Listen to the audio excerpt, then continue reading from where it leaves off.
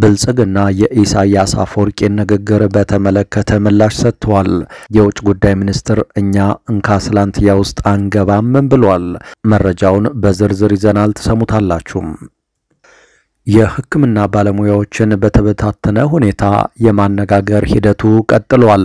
የሥራ ማቆም አድማውን ተከትሎ ሲኒየር ሐኪሞች ገጠመን ያሉትን ችግር አስረድተዋል። የሀገሪቱ ሐኪሞች ኑሮ መሻሻል ድምጽ በመሆናቸው ያሰራቸውን ሐኪሞችን አገዛዙ አልፈታም ማለቱ ታውቋል። በዝርዝር የምንመለከተው ሌላኛው ጉዳያችን ነው። ጄኔራል ሳሞራ በይፋ ተመለሱ። ኢሳያስ በምሽቱ ጉድ ሰምተዋል። አብይ ቁማሩን መጀመራቸው ሲሰማ ለዓመታት በጡረታ ላይ የነበሩት የቀድሞ ኢታማዦር ሹም ጄኔራል ሳሞራ የኑስ ሻዕቢያን የሚዋጋውን ብርጌድ ንሓመዱን ለማሰልጠን ጫካ መግባታቸው ተነግሯል። ወደ ኤርትራ የሚተላለፉ ጤፍና መሰል ሰብሎች እንዳይተላለፉ እግድ ተጥሎባቸዋል። በዝርዝር መረጃችን የምንመለከተው ሌላኛው ጉዳይ ነው። በቅርቡ የተቋቋመው ያገዛዙ ጦር ሜካናይዝድ እዝ አዛዥ ሜጀር ጀነራል ከፍያለው አምዴ ያለምንም ቅድመ ሁኔታ ዝግጁ ነን፣ ጠላቶቻችን ቆም ብላችሁ አስቡ ሲሉ ተደምጠዋል። ጀነራሉ ምን ማለት ፈልገው ነው? ሌላኛው የመረጃችን ትኩረት ነው። ሰላም ጤና ይስጥልን። በመላው ዓለም የምትገኙ ክብራትና ክብራን የኢትዮስ ሚዲያ ቤተሰቦች እንደምን ቆያችሁ? እነሆ ከተለያዩ ታማኝ መረጃ ምንጮች የደረሱንን አዳዲስ መረጃዎች ይዘን ቀርበናል። ለቻናላችን አዲስ የሆናችሁ ካላችሁ ሰብስክራይብ አድርጉ፣ ቪዲዮውንም ላይክ እና ሼር በማድረግ ጀምሩ። በቀጥታ ወደ መረጃዎቹ አለፍን። እስከ መጨረሻው ተከታተሉን። ብልጽግና የኢሳያስ አፈወርቂ ንግግርን በተመለከተ ምላሽ ሰጥቷል። የውጭ ጉዳይ ሚኒስትር እኛ እንካስላንቲያ ውስጥ አንገባም ብሏል። ከሰሞኑ የኤርትራው ፕሬዝዳንት ኢሳያስ አፈወርቂ በኤርትራ የነጻነት ዕለት ያደረጉት ንግግር የኢትዮጵያ የውስጥ ጉዳይ ላይ ትኩረቱን ያደረገ ነው። የባህር በር ማግኘትን ሰበብ በማድረግ ጦርነት እየተጎሰመብን ነው ብለው ነበር። በተለይ ደግሞ የጦርነት ጠማቂዎች አሽከር በሚል ብልጽግናን ከገለጹ በኋላ ለጦር መሳሪያ ግዢ እያወጣ ያለው ዶላር ለጉድ ነው፣ እንዲያም ሆኖ ኢትዮጵያውያን ተቃውሟቸውን እያሰሙ ነው ሲሉ ተናግረው ነበር። በአንድ ሀገር መሪ ደረጃ የተደረገውን ይህንን ፍረጃ በተመለከተ ብልጽግና ዝምታን መርጦ የሰነበተ ቢሆንም አገልጋዮቹ በተለያየ መንገድ ከዓመታት በፊት ኢሱ እያሉ ያወድሷቸው የነበሩትን ኢሳያስን ከሰሞኑ ደግሞ እየሰደቡ ምላሽ ለመስጠት ሲጥሩ ተሰምተዋል።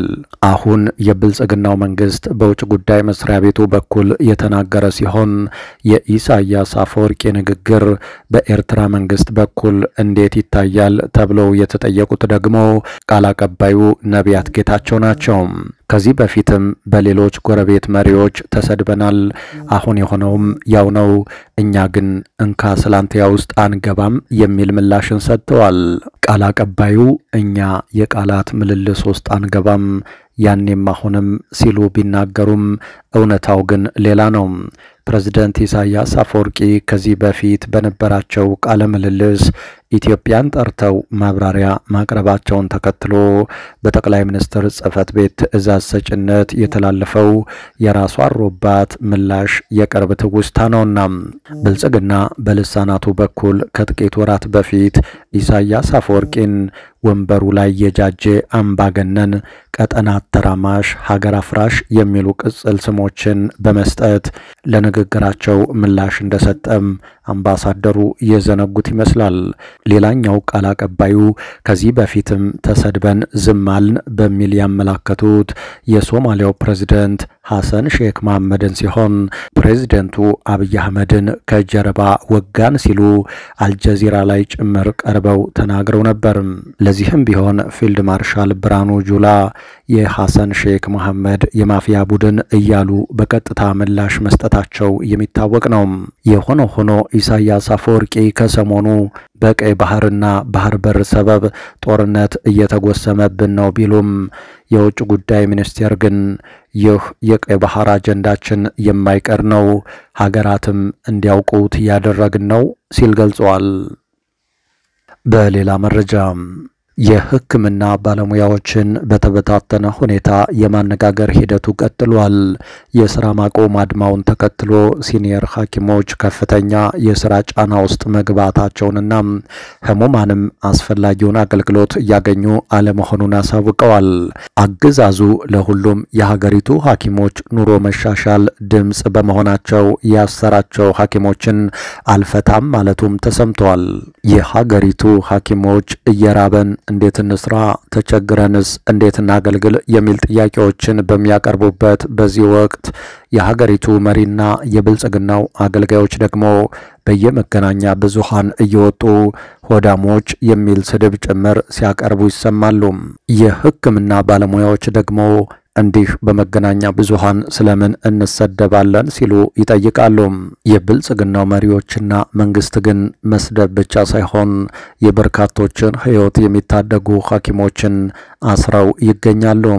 በቅርቡ በቅዱስ ጳውሎስ ሆስፒታል አስሯቸው የነበሩት ዶክተር ሳንዶር፣ ዶክተር ኢፋና ዶክተር ዶዮ አሬሮን ፍርድ ቤት በ3,000 ብር ዋስትና ቢለቃቸውም አገዛዙ ግን አትፈቱም ብሎ እንዳሰራቸው ነው።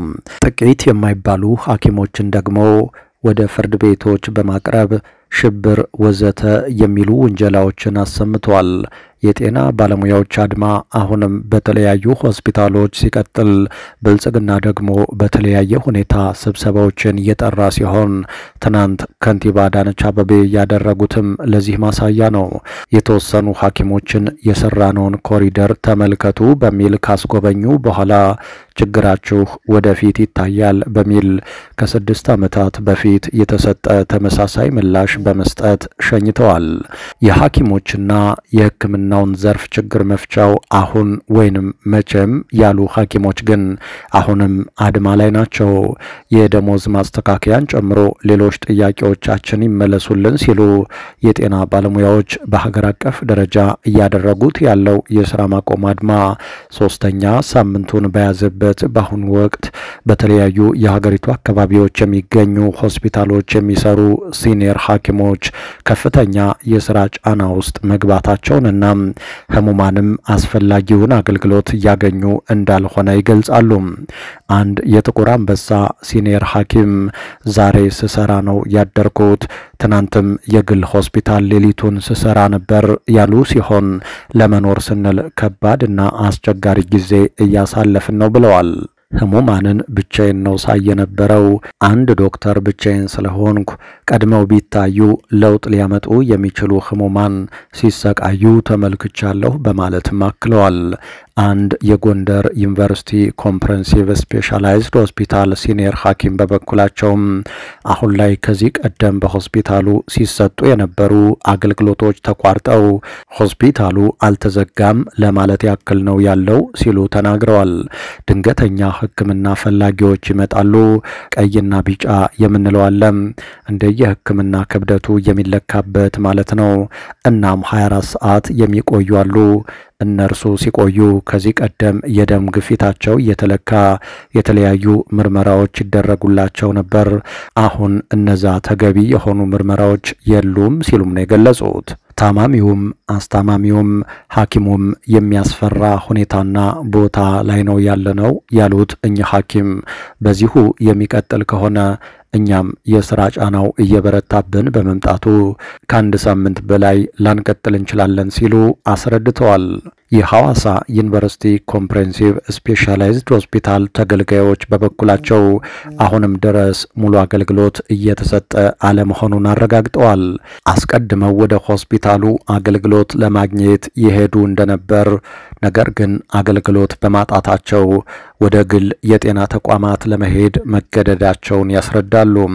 የጤና ጉዳይ ለነገ ስለማይባል እንጂ የግል የጤና ተቋማት ክፍያ ከአቅማችን በላይ ሆኖ ገና ሕክምናው ሳያልቅ ካሰብነው በላይ ወጪ አውጥተናል ያሉ አንድ አስተያየት ሰጪ ሪፈራል ሆስፒታሉ በአጭር ጊዜ ውስጥ ወደ መደበኛ አገልግሎቱ ካልተመለሰ ተገልጋዩ በከፍተኛ ሁኔታ ለጉዳት ይጋለጣል ሲሉ አክለዋል። ባሳለፍነው ሳምንት በጤና ሚኒስቴር በኩል የንቅናቄው አስተባባሪዎችን ማነጋገር ተጀምሮ ነበር።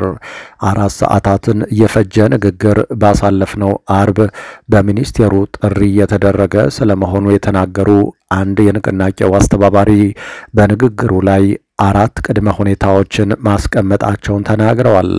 የታሰሩ የጤና ባለሙያዎች እንዲፈቱ፣ ከስራ የተባረሩ ባለሙያዎች እንዲመለሱ፣ ማስፈራሪያና ዛቻው ይቁም፣ የጤና ተቋማት እያወጧቸው ያሉ አዳዲስ የቅጥር ማስታወቂያዎችም ይቋረጡ የሚሉ ቅድመ ሁኔታዎች መቅረባቸውን ለአብነት አንስተዋል። በሌላ መረጃ በአማራ ክልል በተለያዩ አካባቢዎች በአገዛዙ ጦርና በፋኖ ኃይሎች መካከል ውጊያ እየተደረገ ይገኛል። የአገዛዙ ጦር ከባህር ዳር በቅርብ ርቀት በከባድ መሳሪያ ታግዞ ውጊያ መክፈቱን ነዋሪዎች ተናግረዋል። በሌላ በኩል በቅርቡ የተቋቋመው የአገዛዙ ጦር ሜካናይዝድ እዝ አዛዥ ሜጀር ጀነራል ከፍያለው አምዴ ያለምንም ቅድመ ሁኔታ ዝግጁ ነን፣ ጠላቶቻችን ቆም ብላችሁ አስቡ ሲሉ ተደምጠዋል።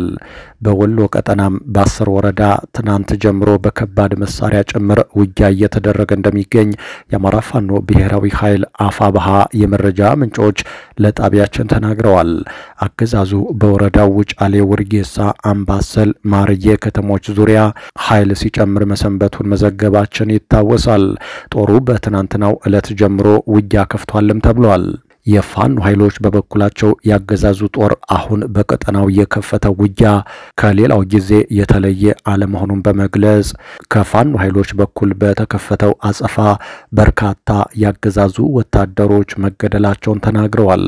ያገዛዙ ጦር ከባድ መሳሪያዎችን ከውጊያ ቀጠና ውጪ ወደ ሆኑ የንጹሃን መንደሮች አሻግሮ በመተኮስ ጉዳት እያደረሰ ነው ያሉት የመረጃ ምንጮች ተኩሱ እስካሁን ያደረሰውን የጉዳት መጠን ግን በትክክል ለማወቅ አልተቻለም ብለዋል።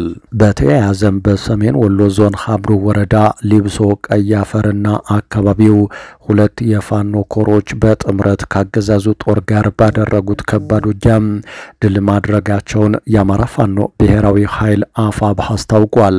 ከትናንት እኩለ ቀን ጀምሮ እስከ ምሽት 11 ሰዓት በቀጠለው ውጊያ በርካታ ያገዛዙ ወታደሮች መገደላቸውና ቁስለኞችም ወደ መርሳ ሆስፒታል በብዛት ሲገቡ መመልከታቸውን የአካባቢው ነዋሪዎች ተናግረዋል። በተመሳሳይ በዛሬው ዕለት ከባህር ዳር ከተማ ቅርብ ርቀት በሚገኘው የሰሜን ሜጫና አቸፈር ቀጠናዎች በከባድ መሳሪያ የታገዘ ውጊያ መቀስቀሱን ነዋሪዎች ለጣቢያችን አረጋግጠዋል። ያገዛዙ ጦር መራዊ ከተማ ከሚገኘው እንጉቲ ተራራ እንዲሁም ከመሸንቲ አበባ ምርት ወደ ቆለላና አንበር ጨቅ ጀነራል መድፍና ሞርታር አሻግሮ እየተኮሰ እንደሚገኝ የገለጹት ነዋሪዎቹም ተኩሱ ንጹሃንና ንብረት ላይ ጉዳት እያደረሰ ነው ብለዋል። ያገዛዙ ጦር ከጠዋት ጀምሮ አልፎ አልፎ መድፍና ሌሎች ከባድ መሳሪያዎችን ወደ ተለያዩ አካባቢዎች ሲተኩስ ቆይቶ ዛሬ ከማለዳ ጀምሮ ይህንን በማጠናከር በተለይም አማሪት ከተማ አካባቢ ከባድ ውጊያ ከፍቷል ሲሉ ነዋሪዎች ተናግረዋል። በአማሪት አካባቢ በፋኖ በኩል ከባድ አጸፋ ውጊያ መከፈቱን የተናገሩት የመረጃው ምንጮች ውጊያውን የሸሹ የአማሪት አካባቢ ነዋሪዎች ወደ ገጠር እየተሰደዱ መሆኑን ተናግረዋል። በተመሳሳይ በምዕራብ ጎጃም አዊ ዞን ቡያ አካባቢ በተደረገ ውጊያ በርካታ የሚሊሻና የአድማ ብተና አባላት መገደላቸውን የፋኖ የመረጃ ምንጮች ተናግረዋል። በደቡብ አቸፈር ወረዳ ለምታን የተባለ አካባቢ ውጊያ እንደነበረም ነው የመረጃው ምንጮች ጨምረው የተናገሩት። በተመሳሳይ በሰሜን አቸፈር ወረዳ ሳንክራና አሲንዋራ እንዲሁም በአዊ ግምጃ ቤትና ሁዲት አካባቢ ዛሬ ከባድ ሰብአዊና ቁሳዊ ጉዳት የተመዘገበበት ውጊያ መደረጉን ጣቢያችን ማረጋገጥ ችሏል። በሌላ በኩል ያገዛዙ ጦር ሜካናይዝድ እዝ አዛዥ ሜጀር ጀነራል ከፍያለው አምዴ ያለምንም ቅድመ ሁኔታ ዝግጁ ነን፣ ጠላቶቻችን ቆም ብላችሁ አስቡ ሲሉ አስጠንቅቀዋል። ሜጀር ጀነራል ከፍያለው አምዴ በዛሬው ዕለት የሜካናይዝድ ጦር በአፋር ሲያስመርቁ አስተማማኝ የሜካናይዝድ ጦር ተገንብቷል ሲሉም ተናግረዋል። አዛዡ ከለውጡ ወዲህ የውስጥ ተላላኪ ባንዳዎች ከኢትዮጵያ ጠላቶች ጋር በመተባበር የአፍሪካ ቀንድ አካባቢን እንደ ምቹ አጋጣሚ በመጠቀም የሀገርን ሰላም ለማፍረስ ቢሞክሩም እነዚህን ኃይሎች እያስወገድን ነው ሲሉ ተናግረዋል። እያስወገድናቸው ነው ያሏቸውን አካላት በስም ያልጠቀሱት ሜጀር ጀነራል ከፍያለው አምዴ ያለምንም ቅድመ ሁኔታ ዝግጁ ስለሆነን ጠላቶቻችን ቆም ብለው ያስቡ ሲሉ አስጠንቅቀዋል። በሌላ ዜና ጀነራል ሳሞራ በይፋ ተመለሱ። ኢሳያስ በምሽት ጉድ ሰሙ። አብይ ቁማሩን መጀመራቸው ሲሰማ ለዓመታት በጡረታ ላይ የነበሩት የቀድሞ ኢታማዦር ሹም ሳሞራ የኑስ ሻዕቢያን የሚዋጋውን ብርጌድ ንሓመዱን ማሰልጠን መጀመራቸው ተነግሯል። ኢሳያስ ከፊት ሲጠብቁ ከጀርባ ተወጉም። አብይ የህወሓትና ሻዕቢያን ትስስር ባልታሰበ መንገድ ለመበጣጠስ እየሰሩ ነው የተባለ ሲሆን በአዲሱ የ4 ኪሎ ድንገተኛ ውሳኔም ኢሳያስ ክፉኛ ደንግጧል።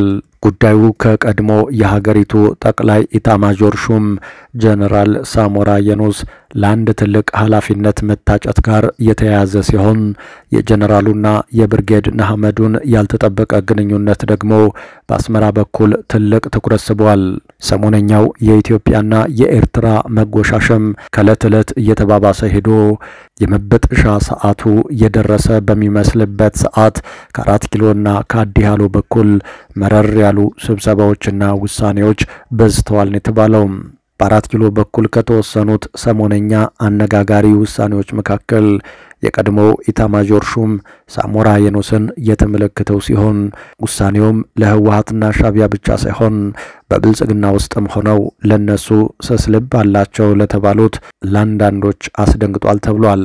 ጠቅላይ ሚኒስትር አብይ አህመድ ከመቀሌ እስከ አስመራ እኩል ያስደነገጠውን ውሳኔ በቅርብ ወዳጆቻቸው በኩል ይፋ ያደረጉ ሲሆን ጉዳዩም የቀድሞ የኢትዮጵያ ጠቅላይ ኤታማዦር ሹም ጀነራል ሳሞራ የኑስ በወታደራዊ አማካሪነት እየሰሩበት ያለውና ለቀጣይም በትልቅ ኃላፊነት ደረጃ የታጩበት የጠቅላዩ እቅድ ሾልኮ የወጣ ሲሆን አሁን ደግሞ ጀነራሉ በአፋር ክልል በይፋ ወታደራዊ ስልጠና የጀመረውን የኢሳያስ ተቃዋሚ ኃይል የብርጌድ ንሓመዱ ታጣቂዎችን የማሰልጠን ሥራ መጀመራቸውን የተሰማው በአዲስ አበባ ከተማ ወታደራዊ ማዘዣ ጣቢያውን የከፈተው ብርጌድ ንሓመዱ ወይም ሰማያዊ አብዮት እየተባለ የሚጠራው የኢሳያስ አፈወርቂ መንግስት ተቃዋሚ ወጣቶች ንቅናቄ ከወራት በፊት በሚሊኒየም አዳራሽ ጉባኤውን ካደረገ በኋላ በቀጣይ የትጥቅ ትግል ለመጀመር ማሰቡን አስታውቆ የነበረ ሲሆን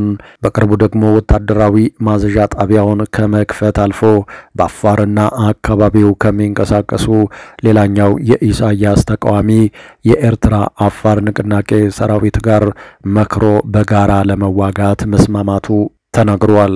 አሁን ደግሞ በገንዘብና በመሳሪያ ድጋፍ እያደረገለት ያለው የ4 ኪሎ መንግስት ጀነራል ሳሞራ የኑስን እና ጀነራል ዮሐንስን በመመደብ ታጣቂ ቡድኑን በመሰረታዊ ወታደራዊ ስልጠና እንዲወስድ እያደረገ ነው የሚለው መረጃ ሾልኮ ወጥቷል። የተወደዳችሁ አድማጭ ተመልካቾቻችን ከተለያዩ ታማኝ መረጃ ምንጮች የደረሱን አሁናዊ መረጃዎች እነዚህ ነበሩ። ከቆይታ በኋላ በሌሎች መረጃዎች ድጋሚ እንገናኛለን። እስከዛው ሰላም።